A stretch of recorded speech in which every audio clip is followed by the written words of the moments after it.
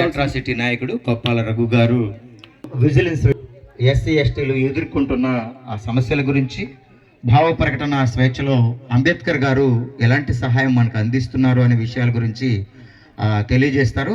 వారిని మాట్లాడవలసినదిగా సాదరంగా ఆహ్వానిస్తున్నాం. Thank you. ముందుగా అంకుపల్లి గ్రామ ప్రజలకి నా ప్రత్యేక జైభీములు. నా పేరు Coppola Raghu, SC ST atrocity పరిరక్షణ కమిటీ రాష్ట్ర అధ్యక్షులుగా పనిచేస్తున్నాను. గతంలో జిల్లా విజిలెన్స్ మానిటరింగ్ కమిటీ పిఓ యాక్ట్లో కలెక్టర్ గారి అధ్యక్షతలో పనిచేయడం జరిగింది. జిల్లాలో చాలా భారీ స్థాయిలో మరి మన జిల్లా కలెక్టర్గా బాధ్యతలు చేపట్టిన హిమాంశు శుక్లా గారు మొదటిసారిగా ఈ ప్రభుత్వంలో అంగరంగ వైభవంగా నెల్లూరు జిల్లాలో చాలా గ్రాండ్గా విఆర్సీకా నుంచి ర్యాలీతో వందలాది మంది ర్యాలీతో వెళ్ళి మరి ఆ యొక్క ప్రభుత్వ అధికారిక లాంఛనాల మీద జరిగేటువంటి కార్యక్రమాన్ని జయప్రదం చేయడం జరిగింది. నాకు మాట్లాడే అవకాశం కల్పించినటువంటి ముఖ్యంగా ఈ యొక్క కమిటీ యూత్కి నా ప్రత్యేక జైభీములు. ఎందుకంటే మీ అందరికీ కొన్ని విషయాలు తెలియచేయాలి. అంబేద్కర్ స్టాచ్యూ, అంబేద్కర్ విగ్రహాన్ని ప్రారంభోత్సవం చేయాలంటే అయ్యప్ప మాల ధరించిన తర్వాత 45 రోజులు దీక్షలు చేపడతాం.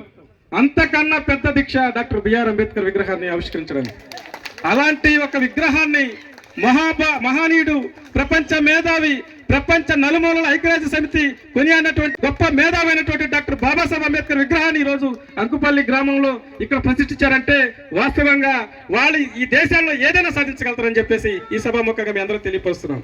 మరి బాబాసాహెబ్ అంబేద్కర్ గారు ఆయన 1891లో ఏప్రిల్ 14న రామ్జీ సక్పాల్ కుటుంబ దంపతులకు ఆయన 14వ సంతానంగా జన్మించాడు.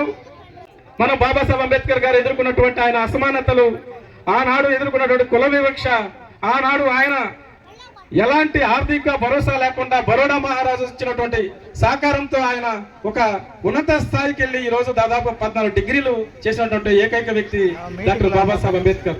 బారిస్టర్ చేశారు, న్యాయపండితుడిగా. మరి భారతదేశంలో మనకున్నటువంటి 1947 భారత రాజ్యాంగ అమల్లో ముసాయిదీ కమిటీ చైర్మన్ గా ఆయన ఎన్నిక కాబడి ఆ రోజునే మన తలరాతలను మార్చినటువంటి దిక్చూసి డాక్టర్ బాబాసాహెబ్ అంబేద్కర్. డాక్టర్ బాబాసాహెబ్ అంబేద్కర్ అంటే ఒక శక్తి. ఆయన అంటేనే, ఆయన పేరు చెప్తేనే ఈ రోజు చిన్నపిల్లలైనటువంటి మీలో కూడా అంబేద్కర్ ఏ విధంగా చదువుకున్నాడు, మనం ఏ విధంగా చదువుకొని ఉన్నతమైనటువంటి ఇటు ఉద్యోగాల్లో కావచ్చు, రాజకీయంగా కావచ్చు, అన్ని విధాల్లో ఆయన ముందుకు వెళ్ళగలిగాడంటే కేవలం చదివే దీనికి ప్రథమ మార్గం.